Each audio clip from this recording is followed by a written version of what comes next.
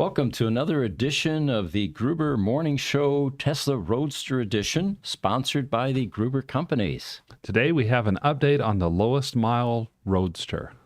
Auctions are reflecting Roadster valuations tank. We are exciting announcement for an exotic Roadster storage facility. And how is AI helping Roadster service?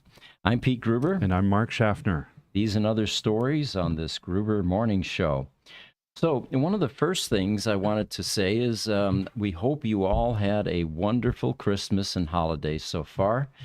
For us, it was a lot of family time, 3 days solid, a lot of eating, and just a wonderful holidays here in Phoenix, Arizona. The weather was very cooperative as well, except for today. It's 63 degrees today, and we're all freezing here.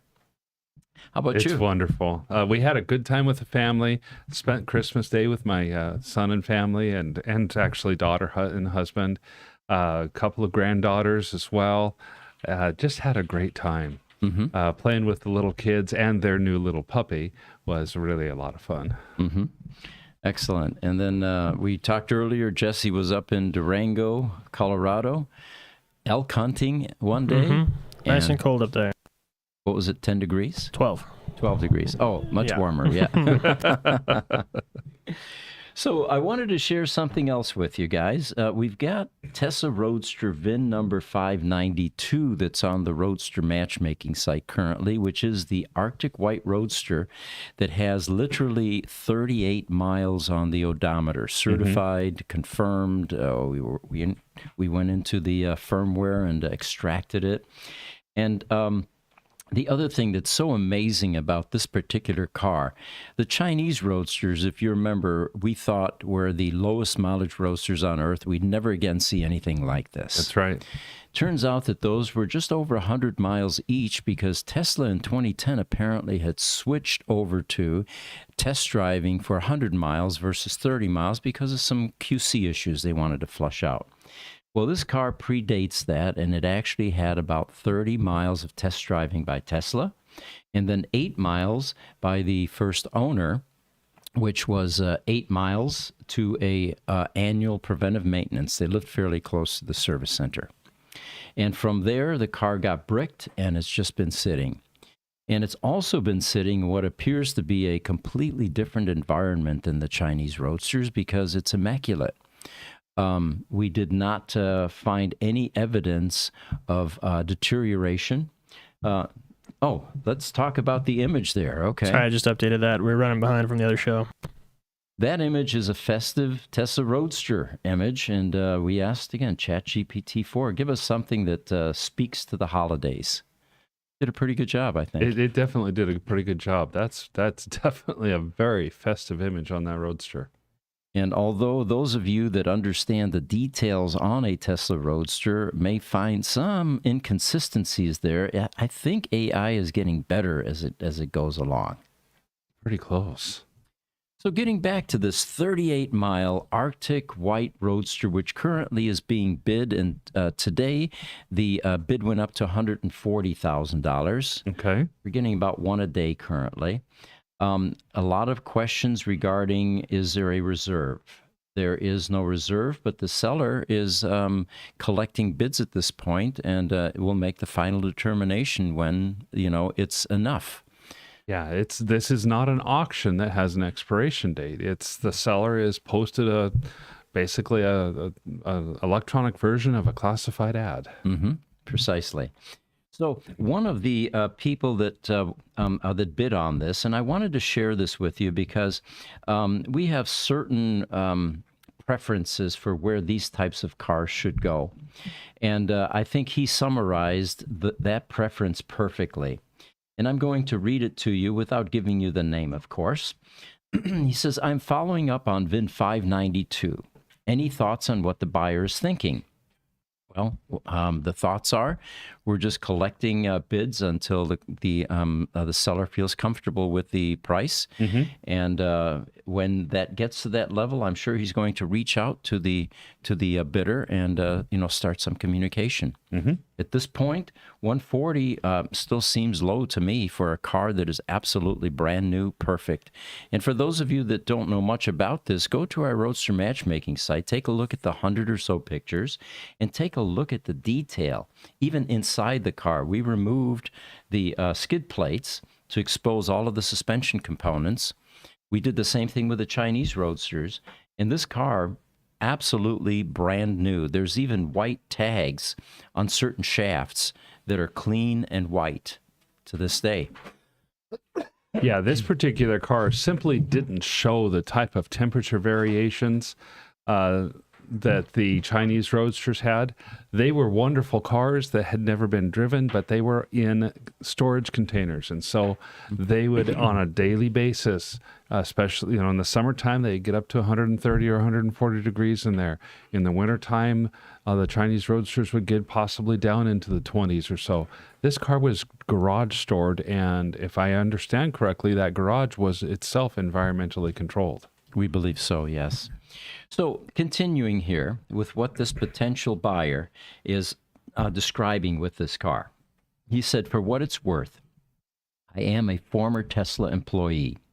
I started in 2012 as part of the Model S launch program and then worked there in a number of capacities before retiring from Tesla and the corporate life in general in the summer of 2019.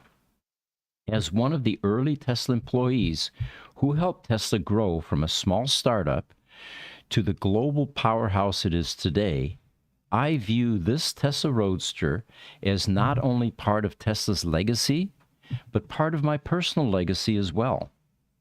It would be my great honor to be its steward and preserve it as the icon that it is for this generation and generations to come. Now, this may sound like sentimental drivel, but I want both you and the owner of VIN 592 to know that the car would have a true guardian in me.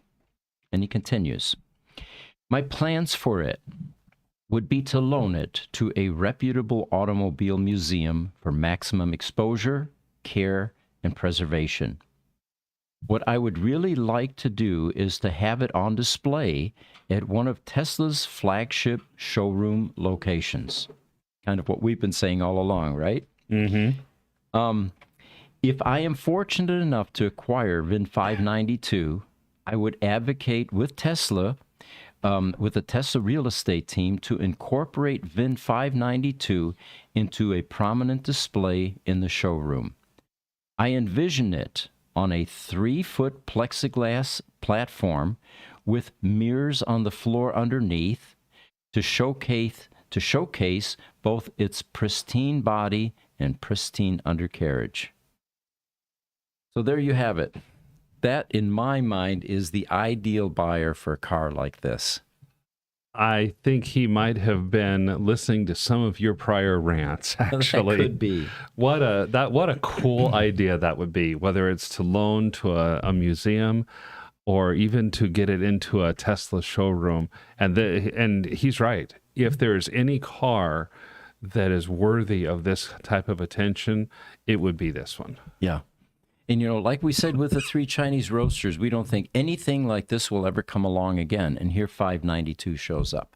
Yeah. So I'm not going to make that prediction. Maybe there's yet another one that's lower than 38 miles. But in the meantime, folks, if you're interested in getting an icon and a highly collectible car, this is your chance to actually pull that trigger and take this one off the market.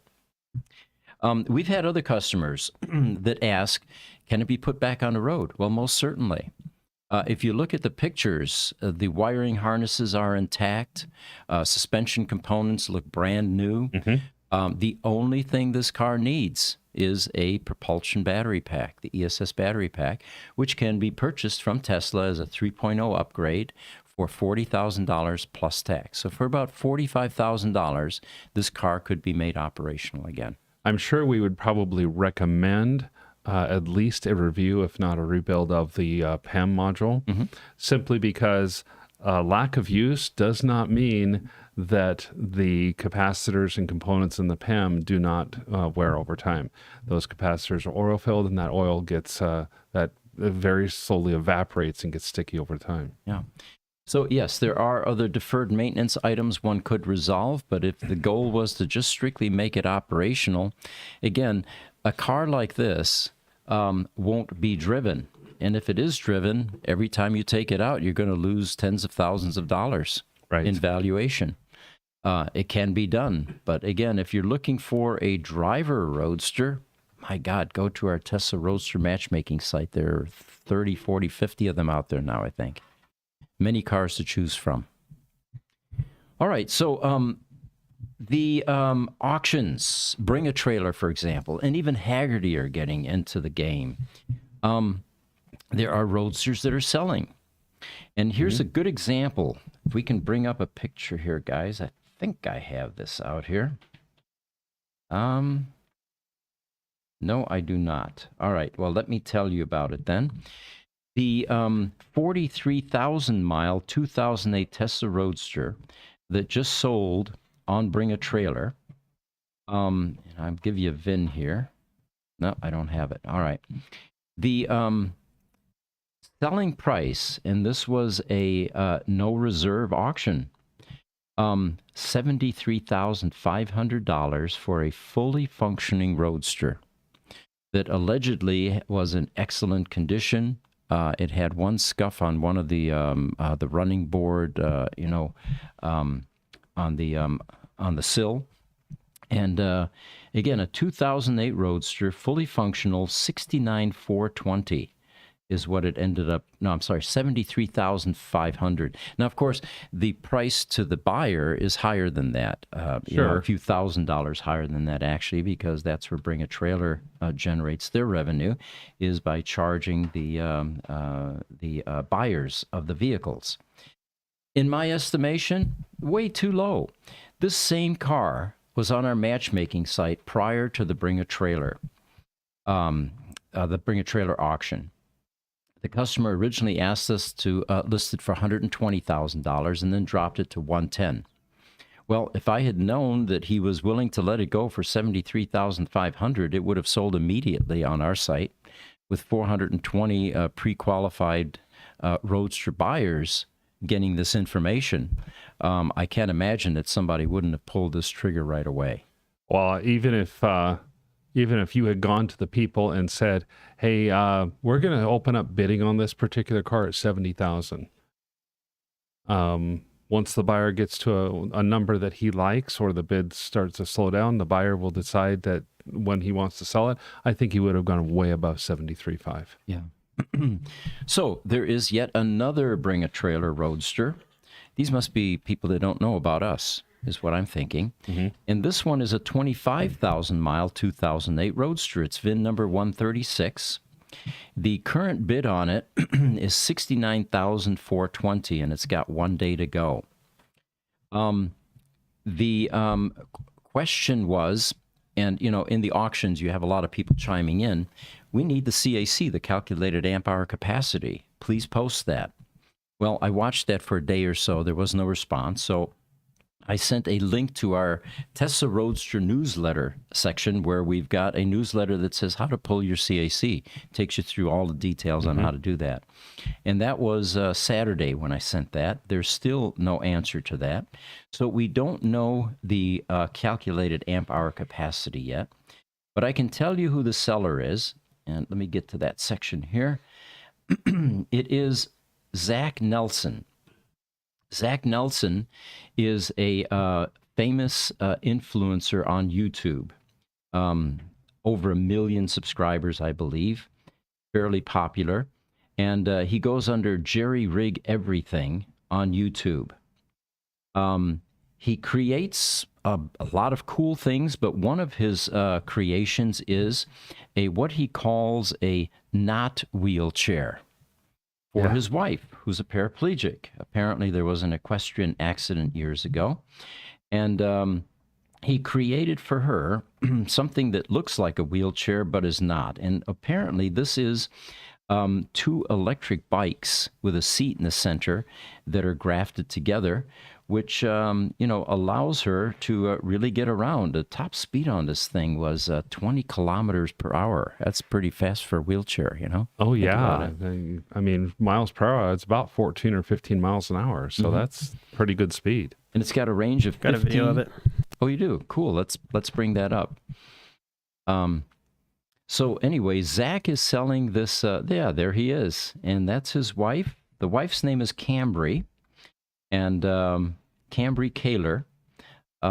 Is there maybe a video of this thing actually in motion? There you go. Look at that. Oh, look at that. And that, folks, is what he makes in a shop up in Utah. The Tesla Roadster apparently at this point is being sold, and it's on Bring a Trailer. The rest of the details here are that his wife, Cambry, realized that her new high-tech wheelchair was comfortable and effective in off-road adventures. So Zach continued to embellish and improve the rig, and today they apparently have a not wheelchair business, and other people that are in this position are buying these and mass producing this not a wheelchair. I have heard one of the larger things that a person who becomes disabled, paraplegic or quadriplegic, has to struggle with is the stigma of the traditional wheelchair, whether it's the battery operated cart or the hand push wheelchair. What you have there does not look like a wheelchair. And I applaud them for doing something like that. That will both break, it enhances her abilities to get around, and it breaks down barriers that do otherwise get set up sometimes. And Zach, if you're listening, feel free to give us a call. We'll walk you through that CAC reading, how to extract it, what it means, and why it's important to potential buyers. But if you can put that out there, that will definitely improve the sale of this this Tesla Roadster. And again, it's a 25,000 mile, 2008. It is a radiant red Roadster, and it would be shipping out of Utah, we believe, once it sells on Bring a Trailer, and it's got like a day left to go, so it is imminent.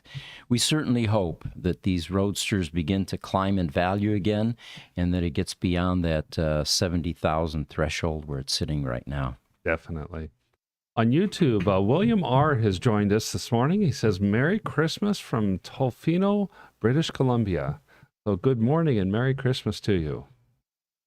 Welcome. Yes, welcome. And let us know, as always, where you're coming in from. That's always interesting to the rest of our viewers. Yes, and also on YouTube, Crunch to Grace Hopper, like number 4 from Newport Beach, SoCal. He says he'll be caught up soon. Last week, you got me thinking of getting an original Roadster instead of a second Cybertruck. Hope to contact you about candidates. Smash that thumb, y'all. Be my recommendation, too. The Cybertruck will always be available. These OG Roadsters, when they go collectible again, a lot of people aren't going to be able to touch them anymore. That's true. Got a picture to pop up here, guys. It's called Gulping Electrons. Found this one humorous and quite timely. We get brick Tesla Roadsters in all the time, and we actually got 2 the same day. This lightning green Roadster that we're going to pop up here shortly came in, and we immediately put these cars on life support, and we begin a level 1 recovery. What a level 1 entails is trickle charging the main battery pack across all the sheets to 400 volts. And when a Tesla Roadster gets bricked, what happens is the voltage threshold gets low enough to where the battery safety management systems in the Roadster will not allow a charge anymore. And when that happens, there isn't anything that you as an owner can do to change that, unless you have equipment like ours and you know where to tap in and how to do a trickle charge. So there were 2 of them that came in. This lightning green was put on life support first thing in the morning, trickled, and by the time we came in the next day, it had trickled up enough to where we had the voltage we needed across all the sheets to attempt a Tesla Roadster charge port charge. And we're always excited when this happens because when you open the charge port door, the first indication is a white light. Then you plug in your charge cable, it goes to blue, and then you wait for the pre-charge circuit to start a couple of clicks where it's actually synchronizing voltages. And once those contactors click the second time, then we look for a pulsing orange or amber glow. And this one started that glow. The other thing that we found humorous here was the firmware guys definitely had some fun with this. When the state of charge is extremely low, the rate of amber glow flashing is extremely rapid. And it just reminded us of a Roadster now gulping electrons because it has been starved for so long. Oh, sure. So that's what we posted out on Facebook. The second Roadster that came in isn't quite as fortunate. I was watching it all weekend. I was going into the office every day, actually, first thing in the morning for a while. And that one is still struggling. It looks like that one may have a sheet or possibly two where there are bricks that just aren't coming up. Now, we'll attempt to do the cell, replace or the cell removal from circuit. But so it's always interesting how some of them come in and they do quite well, and then others, they struggle a bit, but we eventually get them running. This is always such a fun success story to hear, too, because so many times our guys are used to seeing a car come in and they know that it's going to be anywhere from several days to several weeks before they're able to get it going. To see a car come in and then the very next day it's taking a charge just has to be such good news to people. Yeah. And of course, we don't just simply let them sit when they come in and, decline. We immediately put them onto life support, as we call it, which is either charging a brick, which is one of 99 collection of cells, or charging the entire pack or a sheet. And that gives us time then before the Roadster goes on the lift for surgery. And oftentimes it requires a battery pull, and then we go inside and fix what's wrong. Right. Looks like Ramon Hurd is chiming in. If given the choice, what would you rather have, an original Roadster or the new one when it comes out? Can I say both? I think that's fair. I think right. that's fair. And for me, given the choice, I would probably choose the new Roadster. Maybe they have more room in that. That's the reason why. I'm a bigger guy. I'm a taller guy. I've been in and out of the original Roadster. It's hard to get in and out of for me. And so as a result, I would give that new Roadster a chance. The other thing with the new Roadster is when it first was announced, it was the fastest production car on Earth based on the specifications. Right. Today, that's no longer the case. I mean, even Tesla outdid themselves with the Plaid, which is under 2 seconds as well, the 0 to 60. And then, of course, you have all the other really cool ones coming out. The Rimac, you've got the Lotus Evija. These are awesome electric cars. And, I'm more of, personally, I like the styling that Lamborghini introduced, the wedge shape, the scoops on the side. You remember in the 70s, 80s when the Countaches came out? Those looked like spaceships. They had giant scoops on the sides, mind you, And the new Tesla Roadster looks very sedate in that category. It has the lines and curves of a Model S. You can tell the design team that, came up with that. It just doesn't speak fastest production car in the world. Look at a Pagani, for example. The gigantic pipes coming out of the back. Even the new Corvette that's coming out, very angular design. Yep.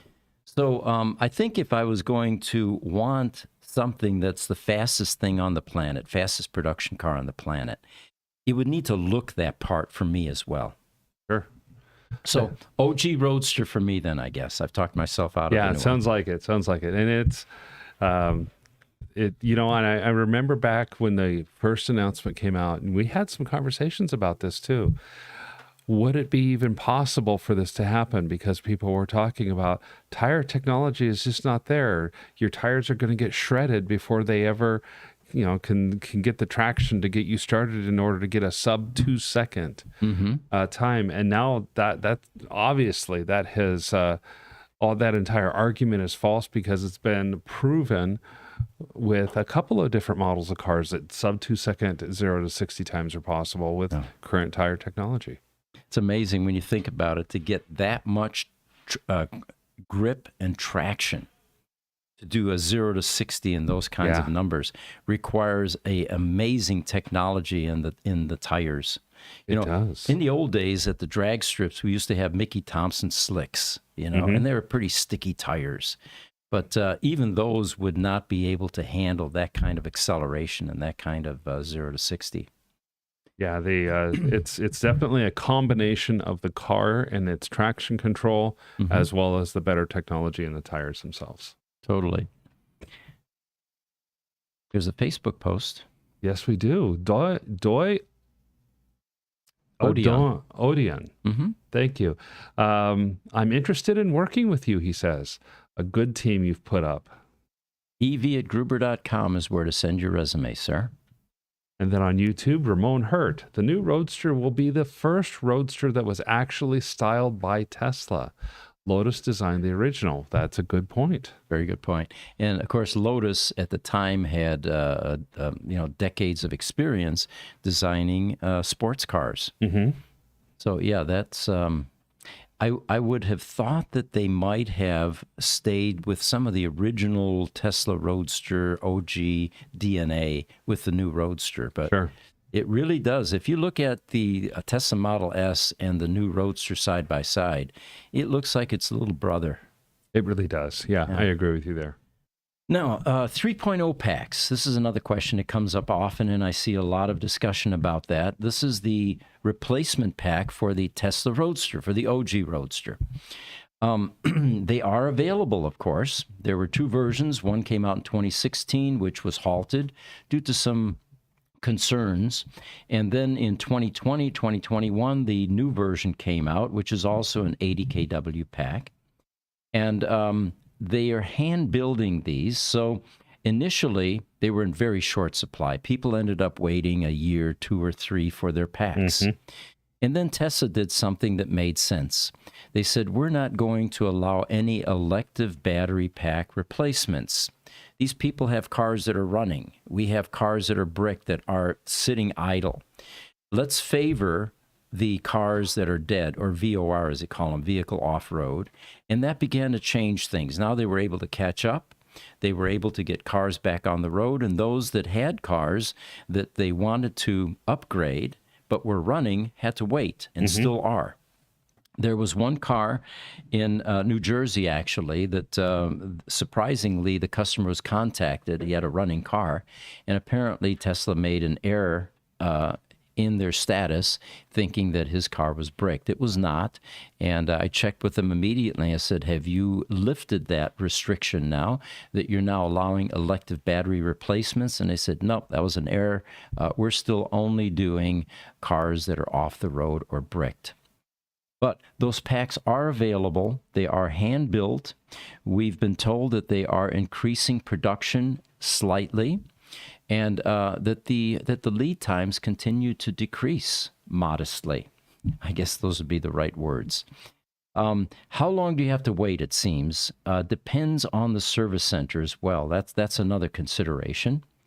And we have had great success, actually, with the Tempe, Arizona Service Center. I think we have a car in play there on any given point continuously. And then they come back, they go back to the customers or get their deferred maintenance taken care of. So we've got a very active service center here that is keeping up to date with their commitments to get these packs replaced. That Tempe Service Center has been a great partner for us for this. And I think it helps Tesla too, because now a lot of the battery packs are getting funneled into one service center for people that are obviously working with us. And they get, with that inordinate number of battery pack replacements, they have gotten better and faster at doing it as well. Yeah, they are. Well, and that comes with, any kind of activity. The more you do it, the better you get. And they are becoming very, they're changing these rapidly. They're also resolving the problems rapidly. When you do a pack swap like this, it doesn't always come up running perfectly. In fact, the reason that these cars oftentimes got bricked was because there was a technical problem. It wasn't just because the body shop that you took it to didn't plug it in and bricked it, or you forgot to charge it. Oftentimes there was a problem in the car that now has to be resolved, that the battery pack has been replaced. That's very true. Ramon Hurt on YouTube has another question for us. He says, could you guys convert the ICE Lotus to an EV? Anything like that can be done. There are a lot of companies that are making aftermarket conversions, ICE to EV. It gets very costly, and it can be done. We don't do it because we're so busy just keeping Roadsters running and doing the engineering to keep them running and fixing the electronics. But if we had the time, it would be a fun project to do EV conversions from ICE vehicles. And there's going to be, of course, a whole huge market, especially as we get closer to those deadlines where you can't, they're not going to be making any more ICE vehicles. And eventually, we believe, they're going to ban these things from being on public roads because global warming, maybe? Maybe. I don't know if I'll see it in my lifetime, but I'll bet my granddaughters will see this in their lifetime. Mm-hmm. All right, I've got an article here I wanted to share with you, and this is one that was written by a Tesla employee many years ago from Current Automotive, the co-founder, Seneca Geese. Seneca worked for Tesla from 2009 to 2018, and his first role was selling Roadsters. He spent more than 30,000 miles behind the wheel of various Roadsters. He's a real expert on the car, and he gives excellent advice. I've talked to customers, for example, that said, yeah, I bought my Roadster from Seneca. So he's well known in the community. But he wrote a really cool article that I wanted to share with you, and we'll kind of bounce back and forth between the comments and this particular article, which provides sort of an in-depth, background on the Tesla Roadsters. It looks like Niels is joining in. He says, is your Roadster work at a peak? And once you're working through them all, more time will be available for Model 3s or the other platforms. We are not backlogged on Tesla Roadsters because those take priority. Where we're backlogged is on the Model S's, on the battery problems. We're out like 9 months. Right. The Model S's we're out about 9 months on. We don't see a lot of Model 3s yet because the Model 3s are not yet coming off a warranty. That's really going to start happening in 2024, and it will be around the end of 2024 and 2025 when we start to see the Model 3s come in.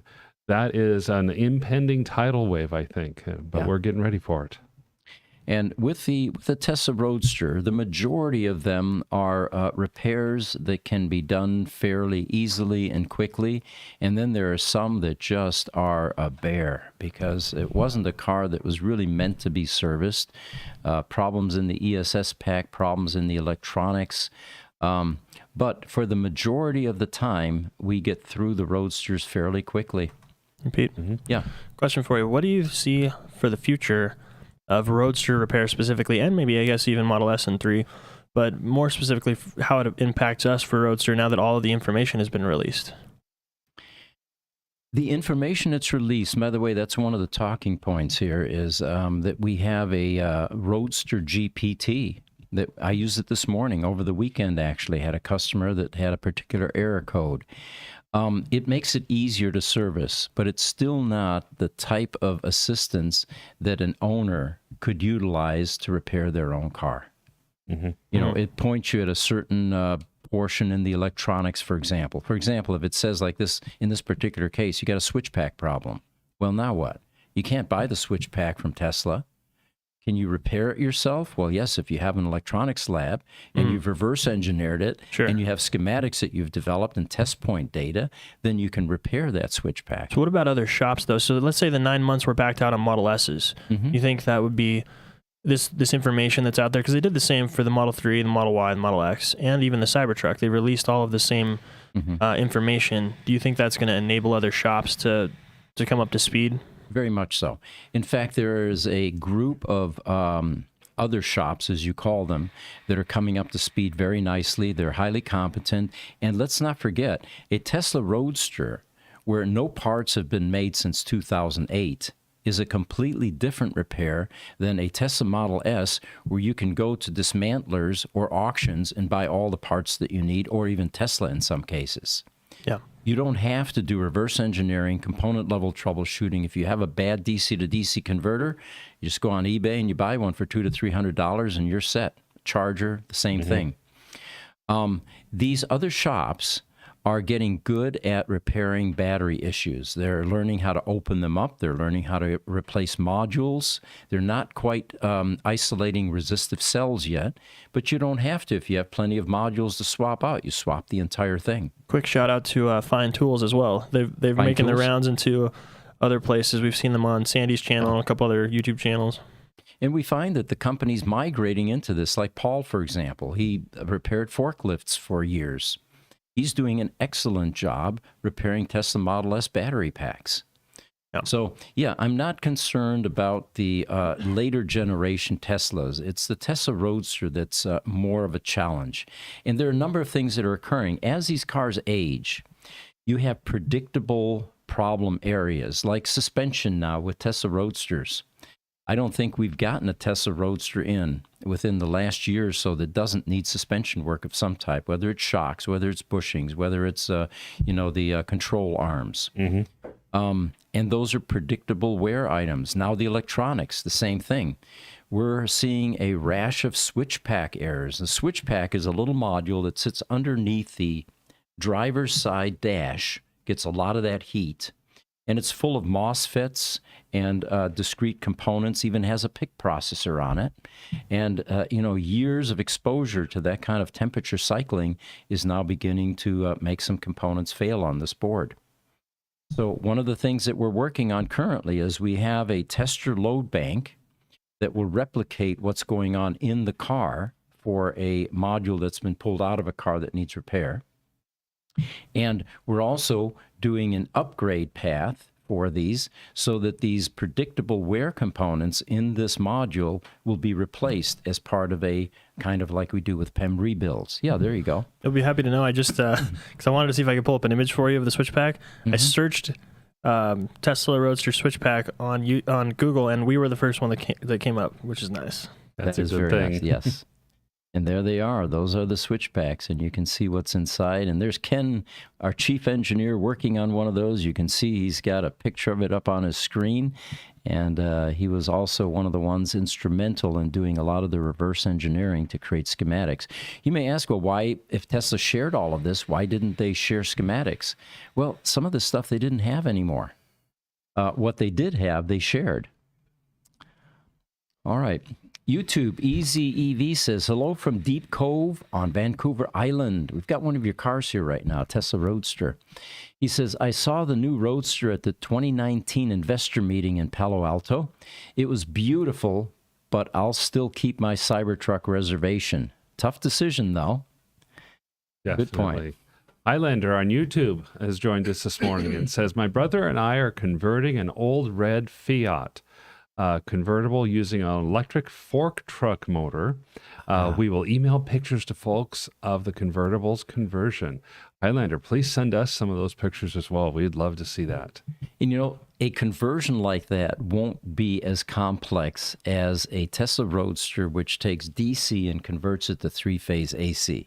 Yes. Because this is a DC motor out of this electric fork truck or golf cart or whatever you get your DC motor from. So it'll be some hefty switching devices, but other than that, it won't have quite the same complexity. Instagram, Carlos Dostoko says, in which city are you located? We are located in Phoenix, Arizona. Mm-hmm. And then TikTok, Jin7155. What do you think of the new batteries in the truck? And I think he's assuming that's the Cybertruck. Probably. You know, we haven't seen those yet, and they typically don't come in until they're out of warranty. Right. So, yeah, we're excited about receiving one, and what we'll initially do is, in order to service anything like this, a lot of reverse engineering will take place. Definitely will. YouTube, Tim Gruber, that sounds like my firstborn son is chiming in. He says, season's greetings and best wishes for a prosperous new year. Very informative podcast, by the way. Well, thank you for joining us, Tim. Yeah. And then YouTube Highlander again says, I'm very concerned about owners working on their own electric vehicles. As you know, I've got 40 years in the field. You know, it's, I think that most EV owners are not going to tackle their own repairs. There are some few brave souls, but remember, their resources are very limited. When you work on your ICE engine in your backyard, you can easily go down to AutoZone, Checker Auto, O'Reilly's, and get all the parts that you need. Right. You can go online and you can get all kinds of data about how to do certain types of procedures and repairs. But with EVs, it's still a very new technology, so I don't see too many people being brave enough to handle that. Yeah, I don't see it happening possibly for a long time, and I'm not sure I will ever see where consumers will be given an opportunity to delve into things like the high voltage battery pack. Right. So getting back to Seneca Geese's article that he wrote years ago, actually, very knowledgeable ex-Tesla employee. He said Tesla's first car had to be an exclusive, pricey, limited production sports car. And the reason for sports car being added there is that's what Martin Eberhard and Mark Tarpenning wanted to create. Right. An electric sports, not an electric sedan, mind you. That's why they went to Lotus. The other auto manufacturers wouldn't play ball the same way. Then he says auto manufacturing relies on high volume production to keep costs low, but it takes a lot of cash to build the factories needed to build high-volume cars. Tesla did not have access to that kind of cash as a startup in the 2000s, so it went low volume, built the Roadster, and bought somebody else's body, basically, if they had to buy or create the body panels and the frame. Mm-hmm. Tesla would not exist today. That's a very expensive proposition. So they went to a manufacturer that had already reached scale of economies with the Lotus Elise and bought some of their car bodies from them. So they went low volume, he says, built the Roadster, and used that success to pave the way for the high volume models that we know and love today. Unfortunately, he says only 2,500, it was actually 2412 Roadsters were produced. They are rare enough that not many Tesla fans will have an opportunity to get up close and personal with one. The Roadster, he says, is a great car with some clever engineering and a lot of interesting features, including some that foreshadow the future of Tesla's technology. I would totally agree with that. Now, Current Automotive is where Seneca worked for a number of years, and I don't know what he's doing now. I know he's a pilot, and you see images of him on Facebook once in a while piloting aircraft. He says that the earliest Tesla Roadsters had all of their body panels, including the bumpers, built out of carbon fiber. This expensive ultralight material was crucial for maximizing the range and counteracting extra weight from the battery pack. It's about 1,000 pounds, by the way, for the Tesla Roadster battery pack. In a Lotus Elise, which weighed 1,700 pounds. So you can begin to understand the issues there. He says Tesla was able to improve battery technology and use less carbon fiber, increasing the range while reducing costs. All Tesla Roadsters came with a soft top that could be rolled up and placed into a surprisingly spacious trunk. The car's electric architecture is also beneath the rear lid, and what he's talking about there is what's called the PEM, or the Power Electronics Module, which is the three-phase inverter that converts all of that DC to three-phase AC. Now you may ask, why didn't they do what was suggested earlier, is get a forklift DC motor, a large DC motor, and go DC to DC? Well, it turns out that despite a conversion from DC to AC in an inverter, a three-phase AC induction motor, which it's what it's powering, is actually more efficient than a DC motor path. And it allows for regenerative braking, which is also very important in EVs because you're scavenging your braking now and charging the battery. Yeah, literally scavenging the energy that's being expended to slow down the car. Yep. He says the Roadster's battery pack does not sit underneath the floor of the car, as is common with all newer electric vehicle platforms. The battery instead sits behind the occupant's back vertically from the floor of the car up to the top. Underneath the housing, the pack is divided into 11 sheets with 621 cells in each sheet. Behind the battery pack is the power electronics module, which is akin to the brain of the car or the three-phase inverter. And that's what converts DC to AC. To the right of both of these units is a coolant reservoir that cycles liquid coolant through the battery pack and other onboard electronics. The Tesla vehicles are always tracking, the Tesla Roadster vehicles are always tracking battery pack temperature, even when the car is parked or on standby. If needed, the computer will turn on the cooling system to keep the pack from overheating while parked. By cooling system, we're talking about HVAC. Right. You can actually hear the coolant circulating in the Roadster if the car is parked in a quiet place. We get a lot of owners when summer's here. They say, my car is making a buzzing noise, a humming noise. What is that? Well, that's the 12-volt DC motor coolant pump that's continuously maintaining temperature in the battery pack. And it's pumping glycol or coolant through those through the cooling systems. They say he says, sadly, the Roadster is a little too small for a frunk. That's the front trunk, of course. More electronics are placed underneath the forward opening carbon fiber front hood, underneath the hood vanes, including there's an AC condenser fan, 2 fans, actually. There's a power brake booster.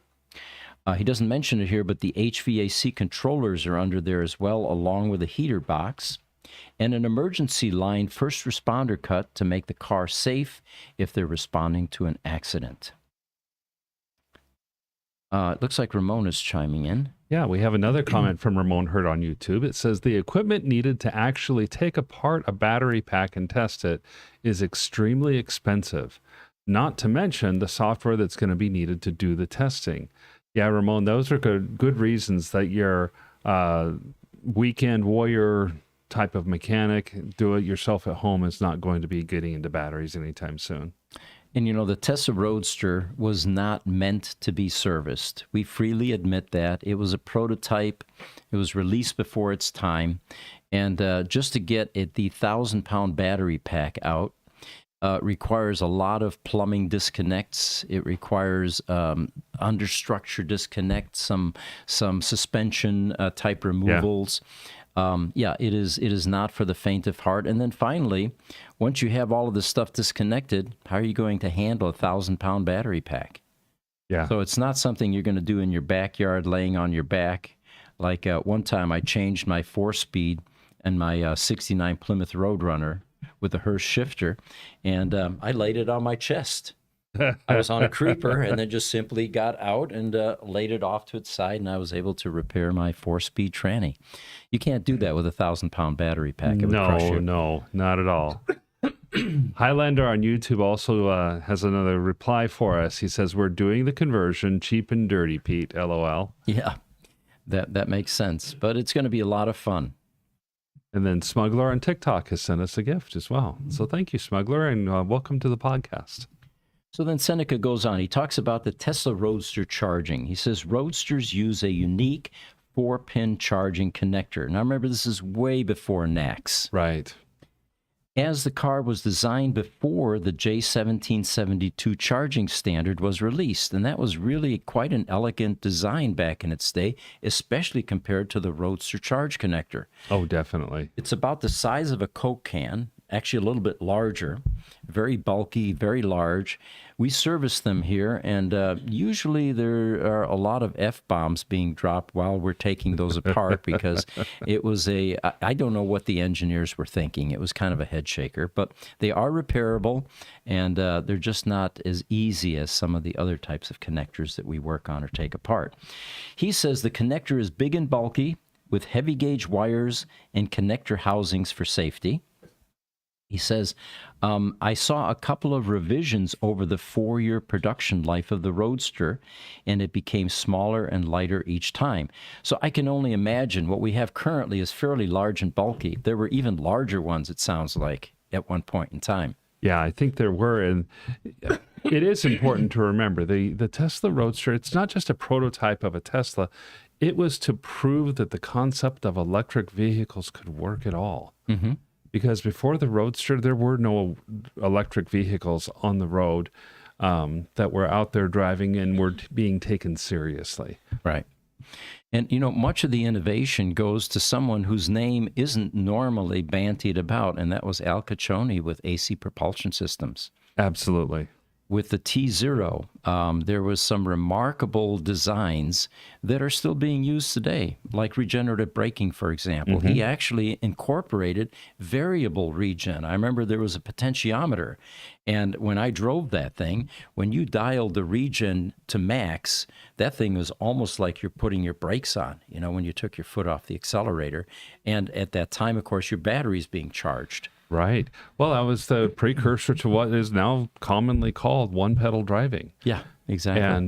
And some electric vehicles are more aggressive than others, I've learned over time. And like our little Volvo XC40, I was driving it again this weekend. It was different. It was kind of fun to drive, and sure enough, you take your foot off the accelerator, not a gas pedal anymore, and the car is slowing down actively, and it's braking. Mm-hmm. And it's pretty cool. So anyway, Seneca continues here. He says, inside the car, 4 charging modes are accessible on the vehicle display screen.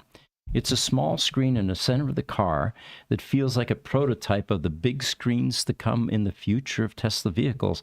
I was going to bring one, but the screen is essentially this large, about 3 inches by 4 inches.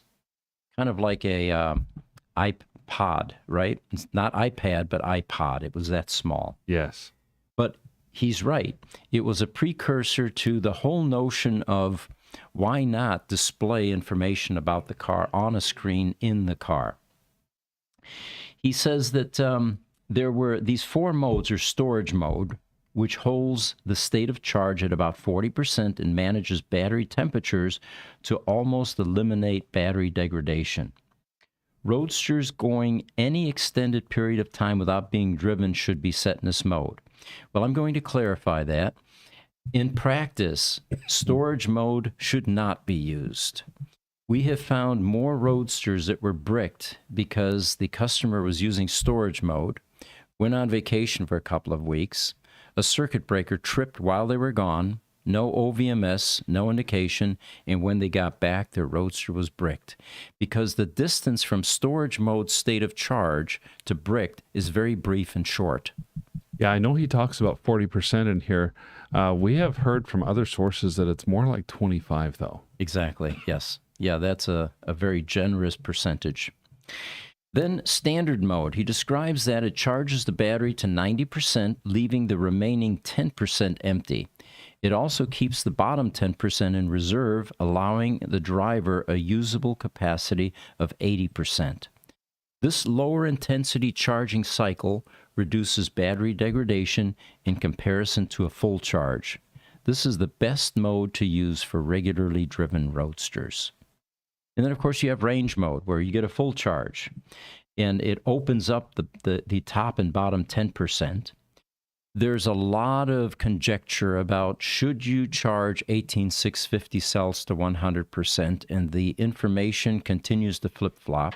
Yes, it does. We're not going to weigh in anymore because it used to be that you don't want to do full range charges on an 18650 lithium ion cell. LFP, or lithium iron phosphate, yes, you can. Our suggestion is just use standard mode. Do that Yeah. 80 to 90% charge. Yeah, that seems it's the most conservative and seems to be the best. Before we go further, let's we're getting close on time, so we've got a few questions still. Ramon Hurd on YouTube asks, "Are you guys interested in any other collectible EVs?" Well, the only ones that I'm familiar with that fit that category are the cars from 100 years ago or more, the old Bakers, Yeah. the taxi cabs from New York. They look like Model Ts, basically. They're your carriage-style EVs. If we had a lot of room here, I think it would be fun to collect some of these legacy EV vehicles and restore them and learn how they operate. But, being we're as busy as we are, I have no interest in those older vehicles at this point. Not yet, but other.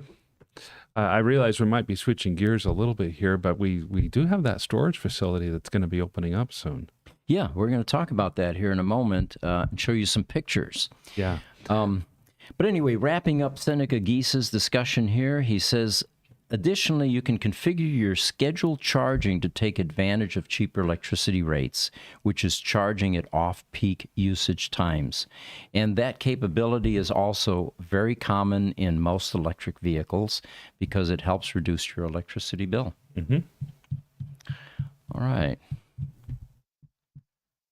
See if there's anything else with Seneca's. Let's talk about the speedometer and the instrument cluster. He says, unlike later Tesla vehicles, the Roadster does feature a traditional gauge cluster. There were two versions of the gauge cluster over the years. The first one is the 1.5 version Roadster, and that's Roadster's VIN 500 down to 1. They had a separate tachometer and speedometer. A lot of people ask, well, why does it need a tachometer? Well, the original two-speed gearbox that was planned for the Roadster would have required a tachometer because you're shifting. Sure. It turns out that was a unsuccessful experiment using a Magna Technologies gearbox. They were burning up clutch plates. There was just too much torque in the Tesla Roadster motor. So they eventually went to Borg Warner and said, we need a gearbox that will handle the torque. And they said, well, one speed is the only way to do it. Since your motor is good for 14,000 RPMs, let's give you a single-speed gearbox. So there is no transmission in a Tesla Roadster. There's what's called a transaxle that converts the rotational momentum from the AC, three-phase AC induction motor to the half shafts going to the wheels. Okay. On the Roadster 2.x versions now this is VIN's 501 on up, the tachometer is doubled up with the speedometer, since the Roadster's single-speed transmission setup means that motor RPM tracks constantly with speed. 0 RPM equals 0 miles per hour. And while 14,000 RPMs is a red line at Roadster's top speed of 125 miles an hour. People are generally impressed when they ask about the Roadsters that we were driving. What's the 0 to 60? What kind of performance? Well, it's 3.7 or 3.9 seconds. And the next statement is, wow, assuming that now it has an incredible top speed. Yeah. Well, the top speed is no different than your grocery getter sedan, 125 miles an hour. Because you don't have any gearing to utilize, and you can't go faster than 14,000 RPM, at least on the Roadster design motor. All right. Next to the speed tachometer now, replacing the original separate tachometer, is a unique power meter. And this is what tracks how much energy is being discharged to drive or recharged back to the pack during regen braking. Literally, you've got a needle, and it sits in the middle when nothing is taking place. When you're consuming energy, it is actually going to the right, and you can bury it down to 200 kW. Mm-hmm. If it's going to the left, my left, then you are charging your battery, regenerative braking. All right, a few more questions, and then we can get to the storage facility. Yes. Instagram, Tenacious Turtley. Why do you wear shades? Please address this straight once and for all. Once and for all. As much as I would love to do the reveal in this podcast right now, we cannot, because we are working on a video release that is going to tell the whole world why there are always sunglasses involved in any Gruber video production. And it's worth waiting for. We have a number of theories. One, we're aliens and our eyes glow red, and we would reveal ourselves as being artificial intelligence if we were to take these shades off. Another one is the future is always bright here, Yes. and we need the shades. Yes. We've heard the more mundane ones too. You're tired, you're drunk, or you have red eyes for some other reason. Or you were smoking weed before the podcast and you're Yes. trying to hide the red eyes. The best one, though, and I say this often, is when somebody said during or commenting on our video, and I'm walking around the shop area with my sunglasses, he says, man, he sure does move fast for a blind man. So stay tuned, Tenacious Turtley. It will eventually be it will be revealed. And what we suggest is wear your own sunglasses. Watch our podcast with the sunglasses, and always remember that sunglasses have a coolness factor. There's a coolness vibe. Remember the Blues Brothers, Absolutely. rock stars. You know. So anyway, that's the kind of vibe that we're going for here as well. You know, R.C. Robinson San on YouTube just replied to this. He says it's because the future is bright. Right. Upvoted. There you Upvoted. go. TikTok BMX Street Crew says, is a small generator a safe way to charge a battery if it runs low? Yes. Yeah, very much so. It takes a long time, but, you know, your car, when it runs low, is looking for electrons, and how you deliver that is irrelevant. Right. If a small generator is going to be able to give you maybe 1,200 watts, 15 amps at 120 volts, that's the car will take it and it'll drink it up. It won't care. And then finally, Instagram, Ali Youssef 91, we want more videos about repairing. And, you know, you're right. We want them too. Our social media team is constantly busy and tasked with many different tasks. We are actually hiring someone new this week, so that will help a bit. But in the meantime, the goal is to create tutorial videos, to create the type of videos that will allow other EV repair shops to gain some of our expertise and our experience. Tap into that. By all means. All right. Now, if we can bring up a picture here, guys, let's start with picture number 3. This is one of our commercial buildings. We have 7 of them here in the compound. And this particular building went through a fire over 2 years ago. It is being completely rebuilt, and instead of rebuilding it into the Gruber Motor Company Service Center, which we now have twice the size of the original, we are converting this original service center into an exotic car storage facility. And what we mean by that is, you're probably familiar with the exotic cars that get stored at a place separate than someone's garage because they require specialized maintenance. They require, a temperature, humidity controlled environment, and or the collection is so large that they simply don't have enough space. We are creating the world's first EV exotic car storage facility. It will be housing Tesla Roadsters, which are going collectible and will continue to go collectible. And the reason we felt it was important to create a storage facility for Tesla Roadsters is because EV storage type places, or the ones that are accepting EVs, typically aren't doing that well or that great a job with them. I'll give you some examples. In the Bay Area years ago, a consignment facility took in three Tesla Roadsters. They bricked all 3 of them within less than a year. They came to us, we repaired them, put some back on the road. Right.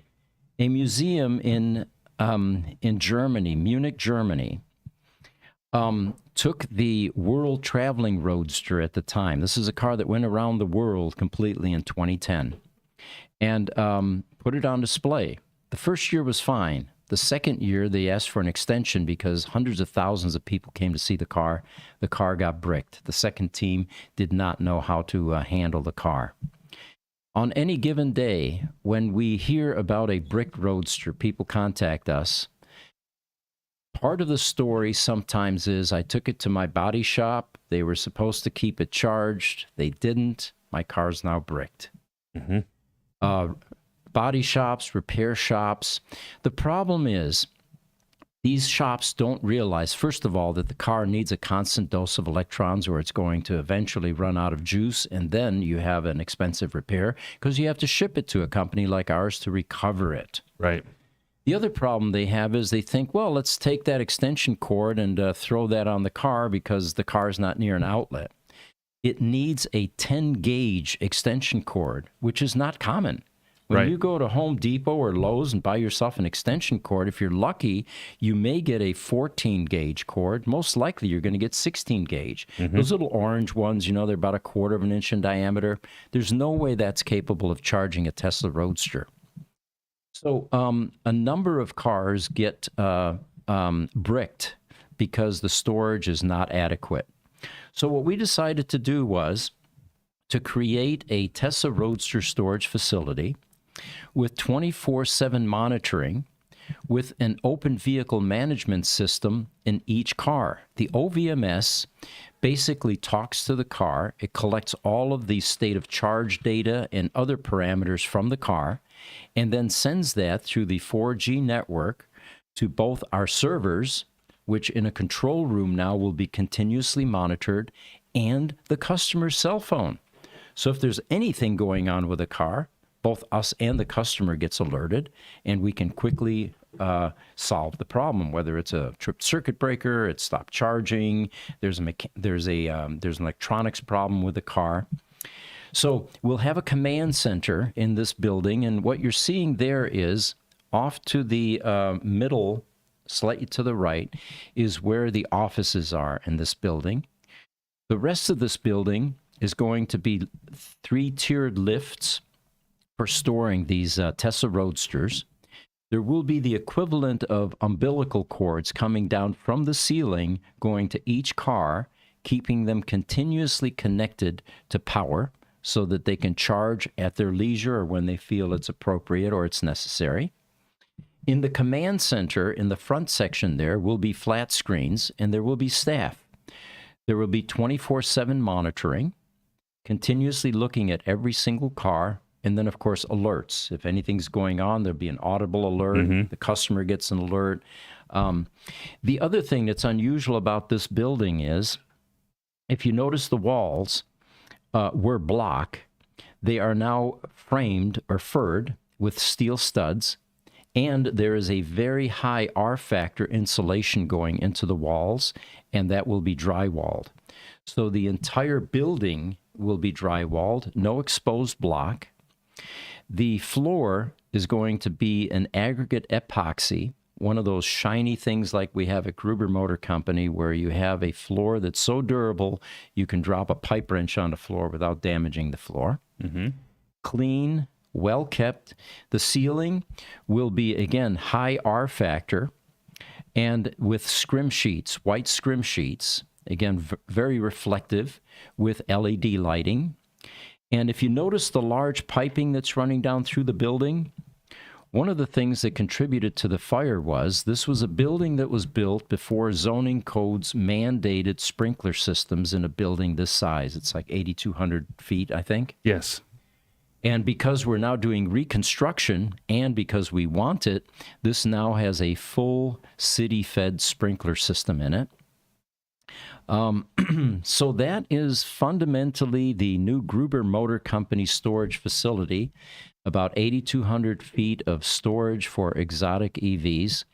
And if enough interest is there, we're even thinking about a cigar lounge in the front, because we have an airport that's about a 1/4 mile to the north of us, within walking distance, and we feel that some of these owners may fly in to see their cars with their private jet, and when they get there, they might want some food and maybe a cigar lounge and some good scotch. Absolutely. On TikTok, we have just a couple more comments. BMX Street Crew asks us, where is your shop located? North Phoenix, Deer Valley Air Park, 7th Street and Deer Valley Road. Yes. And then Highlander on YouTube, he says no. Never Never reveal reveal sunglass secret. Well, we've been promising that, so I'm not sure we can hold to that. It will need to be revealed at some point. Well, we really appreciate all of you that join us for these Tesla Roadster podcasts. I have to tell you something else, too. We get some participation while the podcast is live.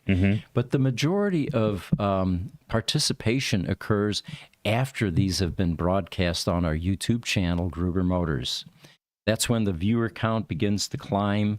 That's when additional questions come in, either through email or posted on the video. And the reason we do this is we're beginning to realize that we're providing value to the community, and we're going to continue these.